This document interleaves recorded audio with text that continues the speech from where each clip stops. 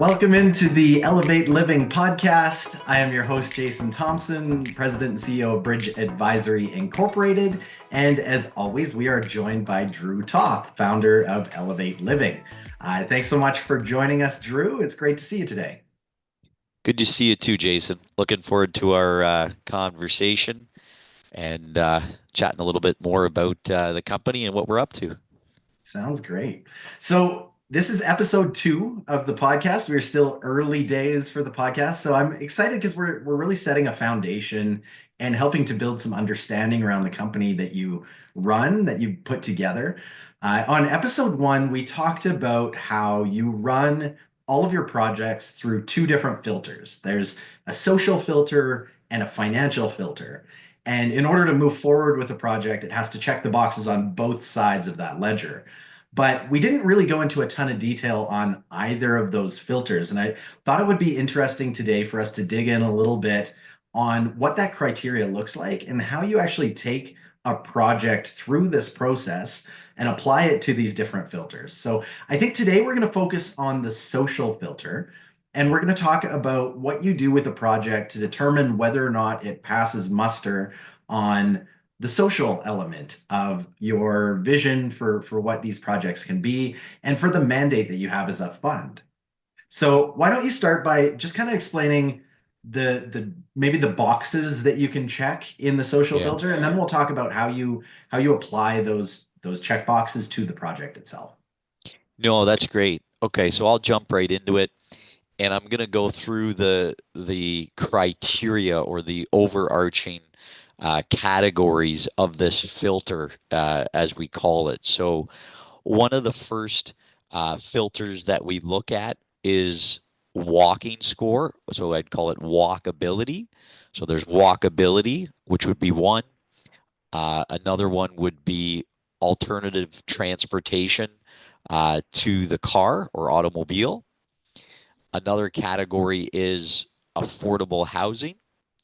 The next category is attainable housing.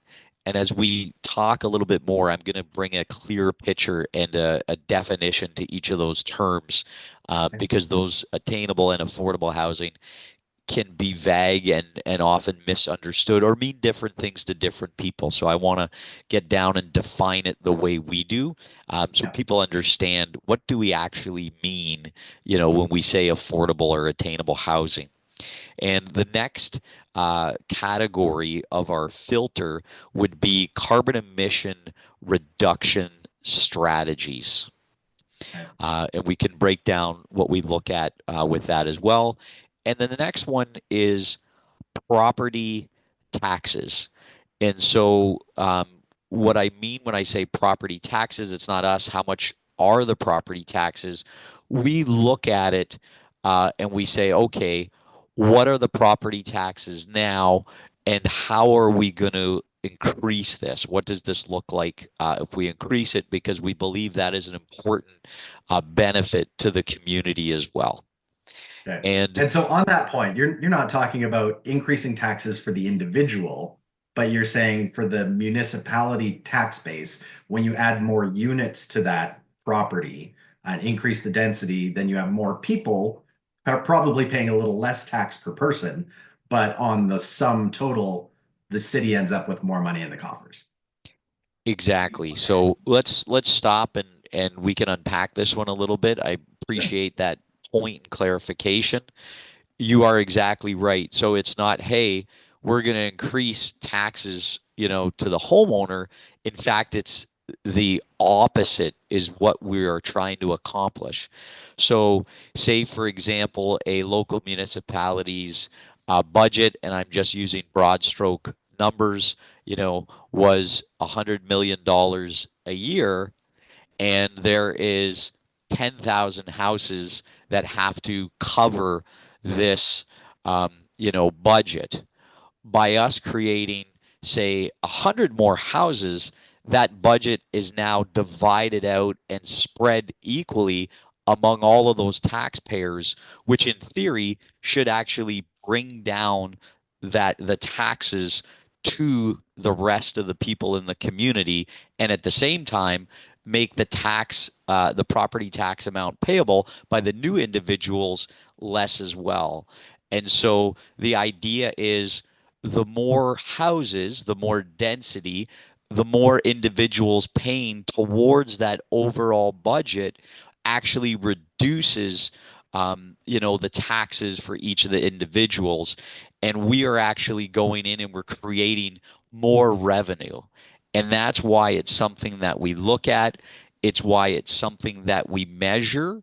And it's very effective, especially when you do it in a infill site. And I'm going to add some more details to what I mean by infill site. You know, one of the greatest things is being able to find or repurpose or add more units to an existing property that has the infrastructure in place already. So I'll give you an example. We have bought a portion of the Seaway Mall in Welland, and we were able to add up to 1,300 units, and the existing sanitary services, the existing water services, and the existing storm drain, we were able to have our plan to connect to them without increasing the cost to the taxpayer and increasing the budget. So there wasn't an increased amount of expenses, but we're able to create a large amount of additional tax revenue. And so we're not increasing expenses, but we're increasing revenue, which helps create more revenue to balance out that overall pot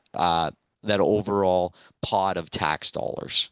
That's great. And I think that's such an important aspect to this. Like the thought that you even put this thought into it from the beginning is going to help so much when you're taking these projects to an approval meeting where you're sitting down with council and talking about the viability of a project, showing how your projects can help to increase the tax base and bring more positive revenue into the coffers to allow services to continue to grow and expand and meet the needs of the population. That has to be the like primary concern of most municipalities at this point with the housing shortage and the population growth that we've seen in so many communities across Canada.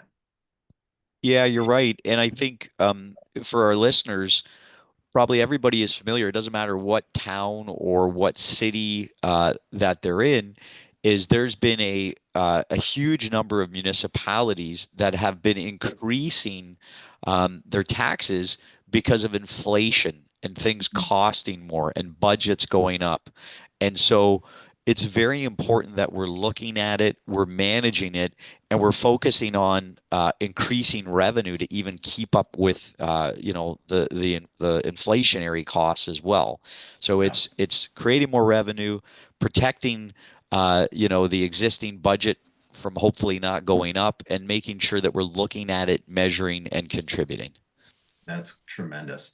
And the social aspect of that is not just obviously being a good partner to the municipality and having the higher likelihood of getting your projects approved, but it's also just the contribution to community as a whole because taxes really do provide the community services that we all count on. It covers the cost of transit, the cost of parks and walk spaces and all the stuff that cities do, snow removal in Canada especially. Like there's so much that we rely on our municipalities for, and being able to maintain that standard of service that we're all used to when the cost of things continues to go up, being part of that solution through your vision, I think is a really important, perhaps understated consideration when it comes to the social element. So that's huge. That's obviously a really important first step. Let's move back to some of those other points that you mentioned at the beginning. Things like walkability and access to transport. That's not necessarily something that you can control or impact too much. I assume that's something that you're doing in your due diligence process to look at the fit of the location as to whether it checks those boxes for you or not, choosing whether you're going to move forward with it.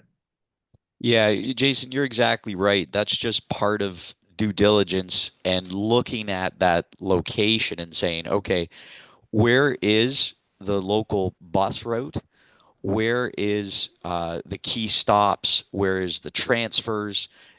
how long of time does it take for someone from our location to get to amenities? How long does it take for them potentially to get to the local university, the library, downtown, etc., where people would need to go in their daily living?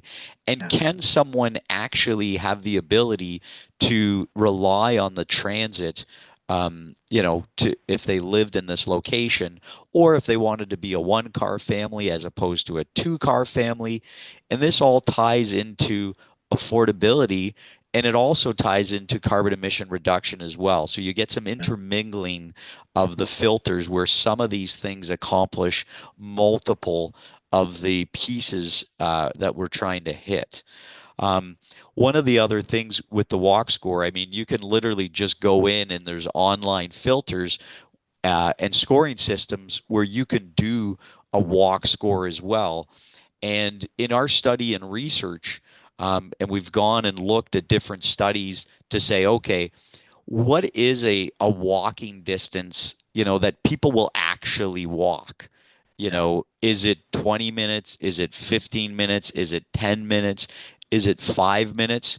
And what we do is we actually do an exercise where we have our location and we draw circles on the 5 minute radius, the 10-minute radius, and the 20-minute radius from the potential development site to see what is actually walkable.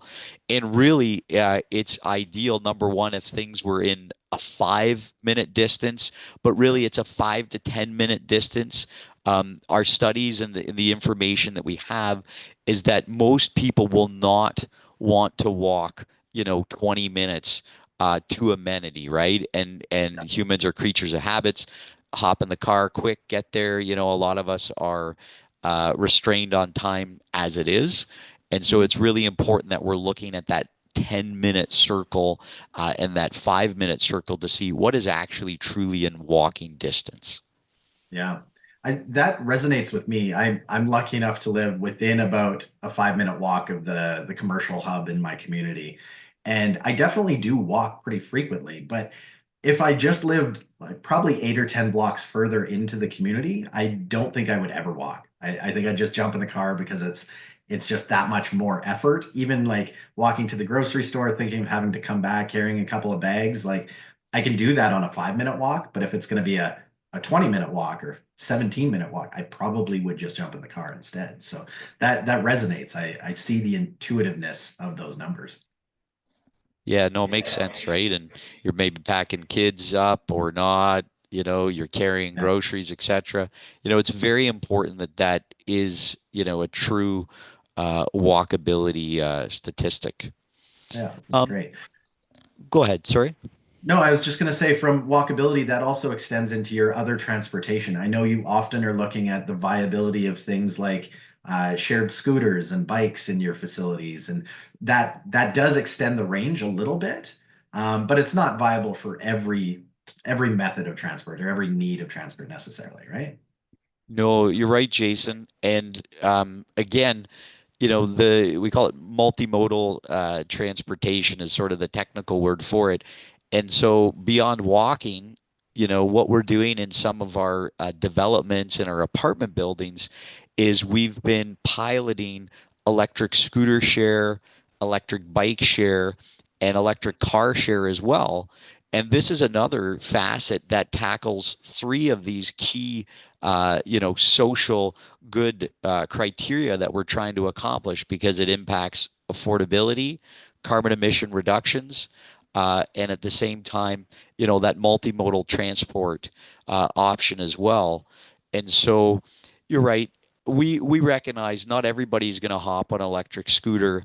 Not everybody's going to hop on a bike, and maybe everybody doesn't want to use the car share, but it is creating another option that's being picked up and being used by folks, and it expands that radius, that circle that we're talking about, because when we look at that circle as well, we also look at bike times, and we interplay bike and scooter times as well interchangeably to say, okay, now that we have the bike and the scooter, what does that 10-minute radius on the bike or scooter change to for Yeah. people reaching those needed and wanted amenities in their space as well. Yeah. And then doubling in on the affordability aspect, you mentioned earlier the idea of a family maybe going down to one car instead of two, knowing that maybe you don't need that second car every day. Having the car share option might be all you need to offer that additional flexibility beyond the single car, and that can reduce the cost of living so significantly. If you go from one car payment or two car payments down to two to one, that's a significant reduction in your monthly expenses. So that affordability factor comes into play again as well when you build in some of this flexibility for the use cases that allow it, and it maybe just adds more potential end users to the option for you when you're putting together these projects. So I can see how they all intertwine, and it's really interesting to me. So you talked about that affordability, attainability function as well. Do you factor in all of these elements when you're talking about that, or is that solely talking about the end rent that it's going to cost to live in this unit? Yeah, good question. So we look specifically at what the rent amount is or what the for sale price is, Okay. to rate, what are we achieving, a true number of affordability. And so I'm going to speak specifically about what we mean when we say affordable housing, and then I'll touch on attainable housing after that. So affordable housing, the definition that we use is 30% of the average wage in an area. We primarily do all of our development and construction works in the Niagara region. So I'm going to use that as an example. Yeah. And so the average wage in St. Catharines, Niagara, 30% of that works out to 1,047.50 a month. And so that is the number that we're looking for when we're looking at the affordable number. That's just the definition that we chose to use, and CMHC uses that definition with some of their programs and criterias, and I know there's different ways to measure it. But when Elevate Living and ourselves are talking about it, that's the definition and the criteria that we're looking to use. And we ask, how many and what percent of units, could we rent at that price?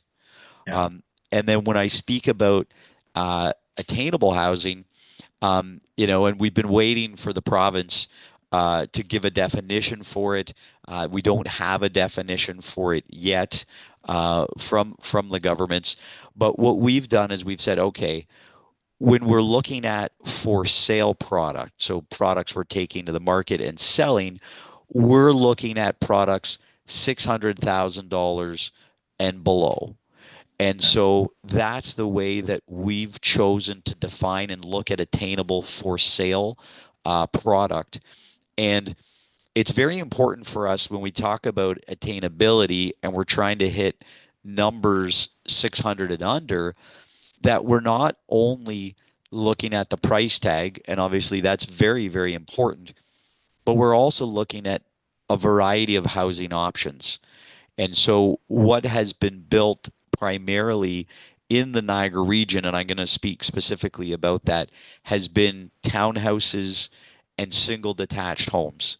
Over the last 20 years, that's been primarily what has come online for new housing stock. And so it's very important, especially, with the cost of construction, the cost of land, et cetera, that if we're going to hit numbers under 600,000, that we're trying out different housing forms. So we are doing back-to-back townhouses. We're doing some stacked townhouses. We're doing different square footage size and designs of these different housing forms. In one of our projects that we just got draft plan on in Port Colborne, we're piloting a smaller lot that will have a 900 to 1,200 square foot single detached home on, because some people probably would want a little bit of yard, and they would want to have a house not attached to anyone as well. And so it's very important. And we're going to pilot that one for under $600,000. We're very excited about it. And basically, that would be 500 square feet on the main floor, 500 square feet above. And the design works out very well. And, not for everybody, but for some Yeah. people, we think it's a good fit. So it's very important. And we can talk more about this maybe in another episode, but the multiple housing forms and hitting product that we can bring to market under 600K is very important and something that we look at as we approach each project and we measure whether we're going to do it or not. That's great. And on your projects, what percentage are you hoping to achieve on that attainability function or on the affordability side? Yeah, that's a great question. So when we do the rental number with the affordable, we are looking to hit a 10 to 15% mark Okay. on the apartment buildings, and that's very important to us. And in order for it to be economically feasible, we find that this is around the sweet spot with a balance of market. I mean, you could call it attainable, again, how you define it, but market rent and those affordable rents as well. And then Yeah. when it comes to the under 600K mark for our projects, we really want to see a minimum of 40%. Wow. And we strive to be north of 50%, but we really want to see above 40% as a minimum. That's tremendous. I think that's such an important guideline to have. That constraint really does kind of dictate whether you're going to be taking on a project or not. But it's kind of the root of creativity when you're talking about the different types of product style and the different ways that you can check that box and the different modes of housing that you can provide to people, the options that you can come up with when you're forced to be creative under those types of constraints.